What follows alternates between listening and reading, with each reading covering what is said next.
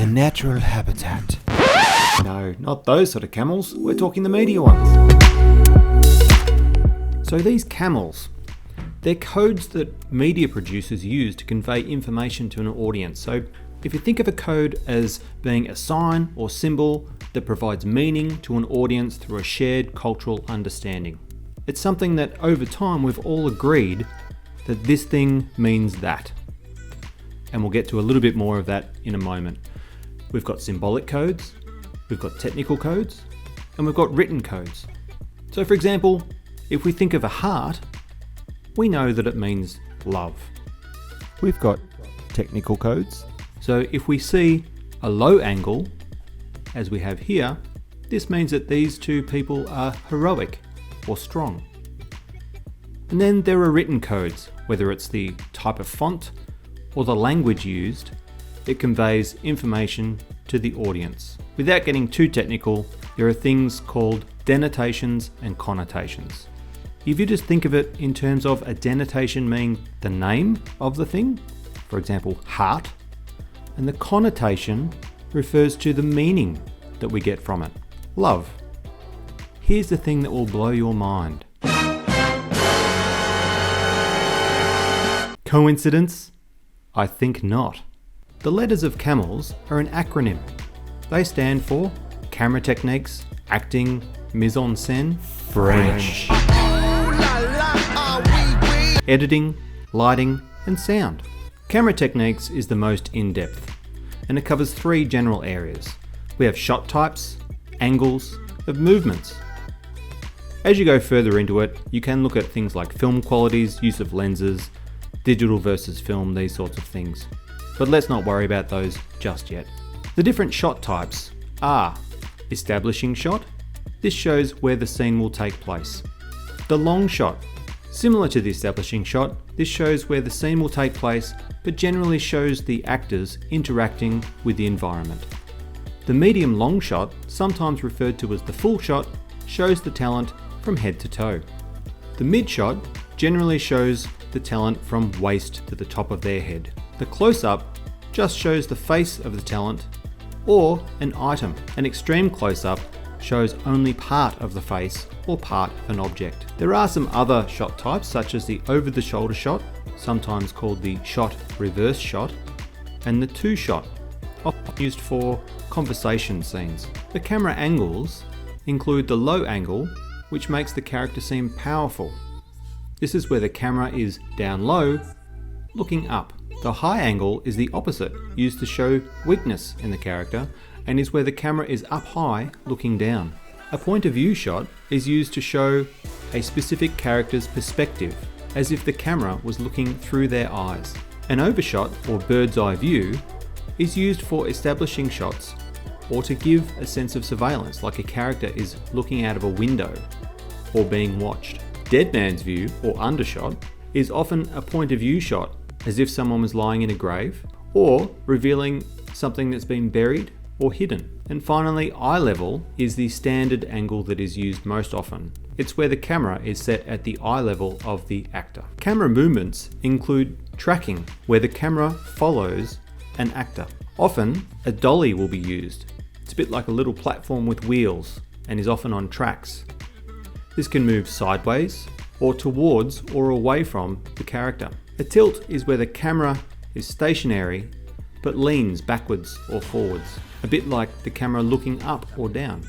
A panning shot is similar, where the camera is on a tripod but twists from left to right or right to left, as if it was shaking its head. Drones and cranes are often used to create dynamic movements that can't be achieved by a shoulder mount or a tripod.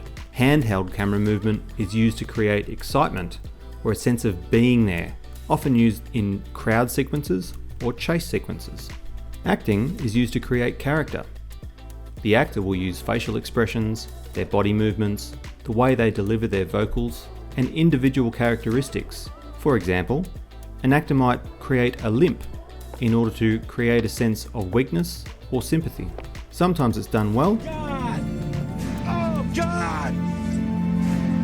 Oh! Sometimes not so well.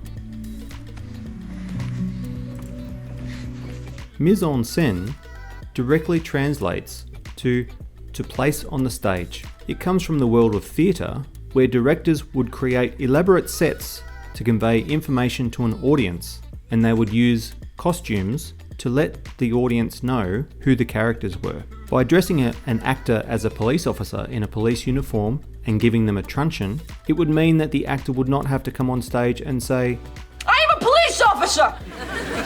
Mise en scène includes set, lighting, makeup, costume, props, and sometimes colour.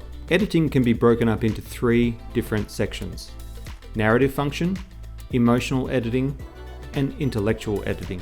The most common is narrative function. This helps us to make sense of what is going on. It cuts shots together for us to understand who is interacting with who and where the scene is going.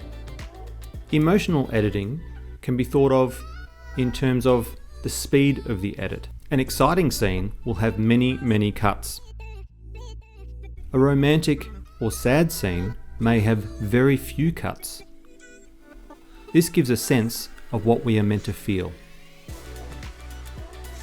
Intellectual editing is when the filmmaker cuts from one image to another in order to convey information directly to the audience. Let my friend Alfred Hitchcock help explain. Now we have a close-up. Then we show what he sees. Let's assume he saw a woman holding a baby in her arms. Now we cut back to his reaction to what he sees. And he smiles. Now what is he as a character? He's a kindly man. He's sympathetic. Now, let's take the middle piece of film away, the woman with the child, but leave his 2 pieces of film as they were. Now we'll put in a piece of film of a girl in a bikini. He looks, girl in a bikini, he smiles. What is he now? The dirty old man. He's no longer the benign gentleman who loves babies.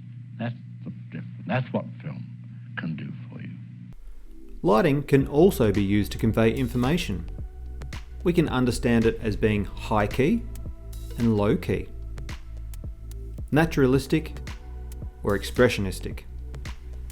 High key lighting uses multiple sources of light to remove any sort of shadow. Often this is naturalistic lighting intended to mimic what our real world looks like.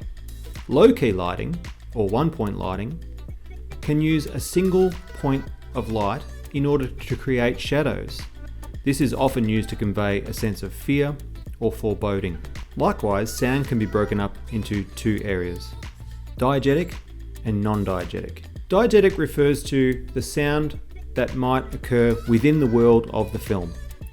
So any sound that the character can hear, this is diegetic. Foley is the art of creating all of these sounds. Anytime a door is opened, anytime a dog barks, this is created and put into the film. The characters can hear this, so it's diegetic. Non-diegetic sound refers to audio that only the audience can hear. This would include score, soundtrack, sometimes narration, and some sound effects.